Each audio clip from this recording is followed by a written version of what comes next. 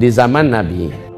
Di dalam hadis-hadis tentang akhir zaman ada namanya seorang lelaki yang bernama Ibnu Sayyad. Laki-laki ini posturnya, performannya mirip dengan Dajjal.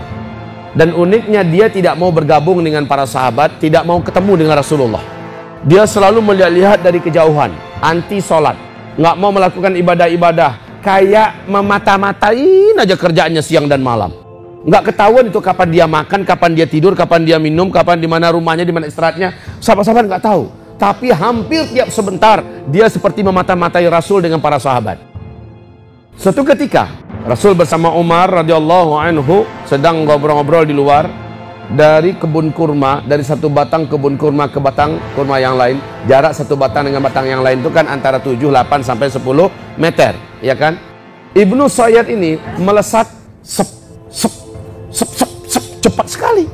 Dan ini tidak ada manusia biasa memiliki kemampuan itu.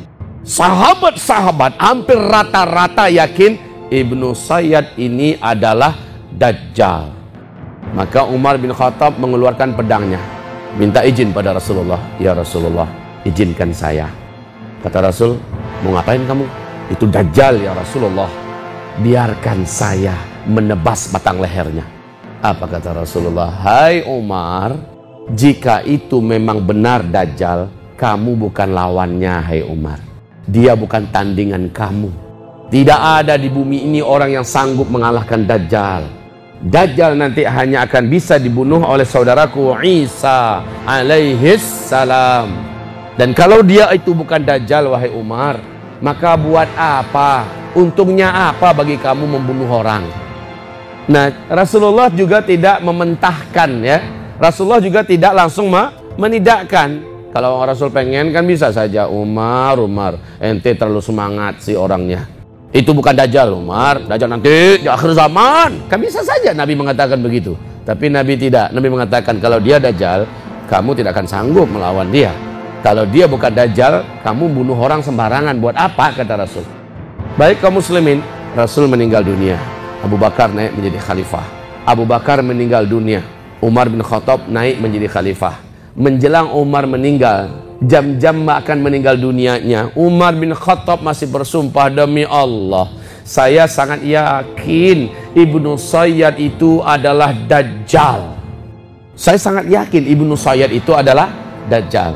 Ternyata Umar bin Khattab nggak sendirian dalam keyakinan ini. Ternyata Bunda Aisyah radhiyallahu anha juga sangat yakin Ibnu Sayyad adalah Dajjal. Sofiyah sangat yakin Ibnu Sayyad adalah Dajjal. Abu Dzar Al-Ghifari sangat yakin Ibnu Sayyad itu adalah Dajjal. Ubay bin Ka'ab, Anas bin Malik sangat yakin Ibnu Sayyad itu adalah Dajjal. Tidak sedikit sahabat-sahabat yang yakin Ibnu Sayyad adalah Dajjal. Nah sekarang Bapak Ibu, kalau sahabat saja begitu yakinnya mereka bahwa yang dimaksud dengan akhir zaman itu adalah mereka, sehingga mereka akhirnya mencocok-cocokkan hadis-hadis Nabi tentang akhir zaman dengan fenomena yang nampak di permukaan, dan itu sudah gaya dan cara para sahabat memupuk keyakinan tentang akhir zaman itu. Menurut Bapak Ibu, sah nggak kalau kita yakin pada hari ini bahwa kitalah generasi akhir zaman itu? Sah nggak?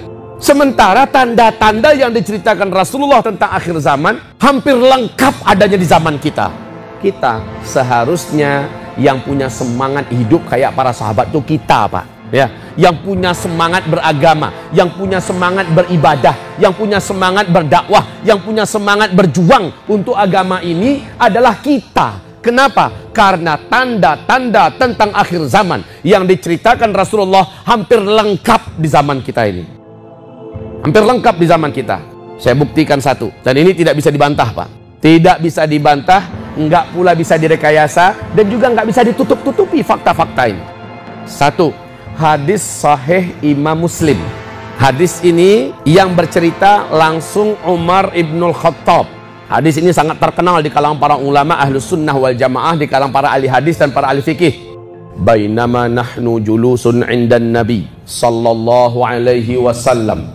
Ketika kami, kata Umar bin Khattab, sedang duduk-duduk mengelilingi Nabi Muhammad sallallahu alaihi wasallam, ngobrol-ngobrol, tanya jawab agama, idh tala'a alaina. tiba-tiba saja seorang lelaki muncul ke tengah-tengah kami. Rajulun syadidu bayadith thiyab, baju jubahnya putih bersih. Syadidu sawadi syar, rambutnya sangatlah hitam, rapi, ikal. La yura alaihi atharu safar, wajahnya ganteng, kulitnya putih. Dan orang ini nggak kelihatan, tanda-tanda baru saja habis menempuh perjalanan jauh. Lah dulu kan nggak ada mobil, tidak ada pesawat. Harusnya kalau bekas safar, muka, kulit, ya kelihatan. Rambut juga acak-acakan, baju keriting, kan harusnya begitu. Lusuh, bau ketiak juga, Masya Allah. Tapi ini enggak, rapi, bersih, wangi, ganteng, bajunya putih. Wallah, indah betul pemandangan laki-laki ini. Dan dengan sangat percaya diri, seolah-olah sudah kenal lama dan sangat akrab, dia langsung duduk tepat di hadapan Nabi Muhammad sallallahu alaihi wasallam. Fa asnada rukbataihi ila rukbatih, lalu dia adu kedua lututnya dengan kedua lutut Nabi, ketemu habis. Wa wada'a kaffaihi ala fakhidih, kedua telapak tangannya dia letakkan di atas kedua paha Nabi. Wajah menghadap wajah, mata melihat ke mata. Tanpa babi bu, langsung bertanya, ya Muhammad, akhbirni anil Islam. Wahai Muhammad, tolong dong kasih saya ilmu. Islam itu sebenarnya apa? Di sini Nabi menjawab, Islam itu dengan rukun Islam yang 5. Maka hadis ini oleh seluruh para ulama ahli fikih, ahli hadis, dinobatkan sebagai hadis sebagai dalil tentang rukun Islam yang 5. Ini dalilnya. Nabi mengatakan, al-Islam an tashhada an la ilaha illallah wa anni rasulullah wa tuqima shalah wa tu'tiya zakah wa tasuma ramadan wa tahujjal baita in istata'ta ilaihi sabila. Setelah menjawab begini, laki-laki ini berkata, sadaqta, bagus, jawaban engkau benar. Apa kata Umar? Fa'ajibna lahu yas'aluhu wa yusaddiquh. Heran kami dengan orang ini. Ini orang sebenarnya siapa? Dia yang datang, dia bertanya, dijawab Nabi, dia yang membenarkan jawaban Nabi. Kayak nguji-nguji gitu loh. Ini orang sebenarnya siapa? Setelah itu dia bertanya lagi ke pertanyaan yang kedua. Akhbirni anil iman. Hai Muhammad, kabarkan kepada kami tentang iman. Apakah itu iman? Nabi menjawab, al-imanu an tu'mina billah wa malaikatihi wa kutubihi wa rusulihi wal yaumil akhir wal qadari khairihi wa syarrih. Setelah Nabi menjawab dengan rukun iman yang 6, sekali lagi laki-laki ini berkata, sodakta. Yang ini jawabanmu juga tepat. Kemudian dia bertanya, akhbirni anil ihsan. Ihsan itu apaan hai Muhammad? Ihsan itu apa? Maka Nabi menjawab, al ihsan an ta'budallah ka'annaka tarah fa in lam takun tarah fa innahu yarah. Ihsan itu adalah engkau hidup di bumi ini dan engkau beribadah kepada Allah sementara engkau merasa sedang melihat Allah, seolah-olah sedang melihat Allah. Nah, kalau kita hidup di muka bumi ini, kita menyembah Allah sementara kita seolah-olah merasa melihat Allah, saya yakin hidup kita di muka bumi ini tidak akan sembrono, sembarangan, asalan. Pak, yakin saya. Fa in lam takun tarahu fa innahu yarak. Jika engkau belum sampai ke tingkat maqam itu, kata Rasul, maka engkau hidup di muka bumi ini beribadah kepada Allah sementara engkau senantiasa merasa selalu diawasi dan dilihat oleh Allah. Ini ihsan level bawah. Baik, itu yang ihsan, kata Rasul. Setelah Nabi menjawab ini, dia berkata, nah perkataannya ini sebenarnya mewakili tanda tanya besar dalam dada para sahabat. Nabi kan kemana-mana langsung selalu bercerita, kita udah dekat loh kiamat, kita udah dekat loh kiamat, kita udah dekat, kita ini akhir zaman. Banyak Nabi bercerita tentang akhir zaman itu, Pak. Sampai-sampai dada sahabat itu ingin bertanya, kapan tepatnya Rasul? Tapi nggak berani nanya itu. Nah, malaikat Jibril, ternyata laki-laki ini adalah malaikat Jibril. Malaikat Jibril jelma menjadi laki-laki atas perintah Allah, datang bertanya, mata sa'ah, Muhammad, kiamat itu pastinya terjadinya kapan? Bulan berapa? Tahun berapa? Tanggal berapa? Di sini Nabi menjawab penuh dengan jawaban yang amanah dan jujur. Beliau kalau nggak tahu memang mengatakan tidak tahu. Jawaban beliau adalah mal mas'ulu anha bi'a'lama minas sa'il. Minta maaf ya, kalau untuk pertanyaan yang satu ini, orang yang ditanya tidaklah lebih tahu daripada orang yang bertanya. Kamu mungkin lebih tahu dari saya, yang saya nggak tahu. Ternyata di dalam Al-Quran Allah mengatakan, ila rabbika muntaha. Hanya Allah yang tahu. Tidak ada orang di alam semesta ini. Malaikat nggak tahu, Nabi Rasul tidak tahu, jin setan tidak tahu. Tidak ada satupun selain Allah yang tahu kapan tepatnya kiamat terjadi. Jadi Nabi berkata, saya tidak tahu. Nah, dari jawaban Nabi ini, akhirnya sepakat seluruh ulama Ahlus Sunnah wal Jamaah mengatakan, kita menolak mentah-mentah setiap ada ramalan tentang kiamat. Kiamat terjadi pada tanggal 12 bulan 12 tahun 2012. Kan pernah dulu santer begitu ceritanya kan?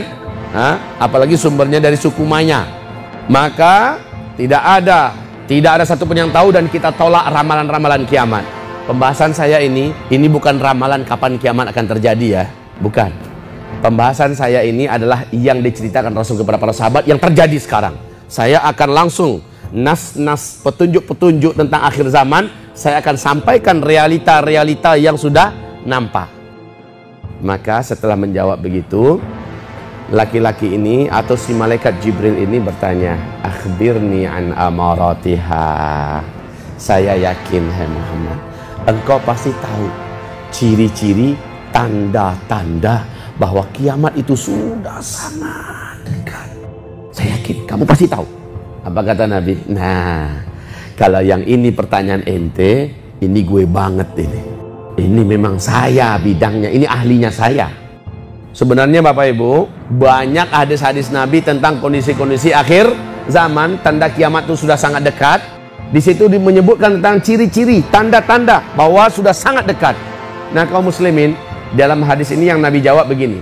Jawaban Nabi adalah, antalidal amatu rabataha wa antaral hufatal uratal alata ri'a asya' yatatawaluna fil bunyan thumma talaqa.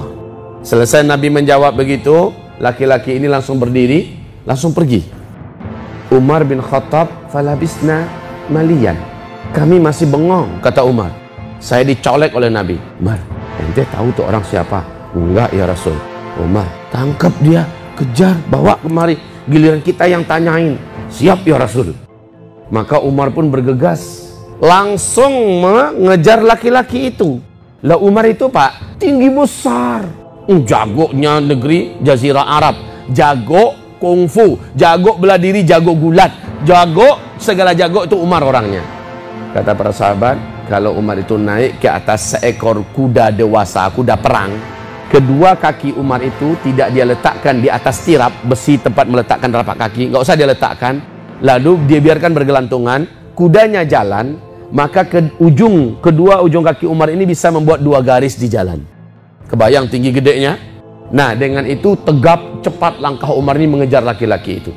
Ya Rasulullah, dia sudah nggak ada, kata Umar. Nggak tahu tuh kemana, cepet banget hilangnya. Innahu Jibril, kata Rasul. Dia itu adalah malaikat Jibril. Atakum liyu'allimakum dinakum. Sengaja dia datang kemari ini buat mengajarkan kalian semua ya tentang isi agama ini. Lah dalam hadis ini isi agama ternyata ada 4. Islam, iman, ihsan, dan ilmu tentang tanda-tanda kiamat.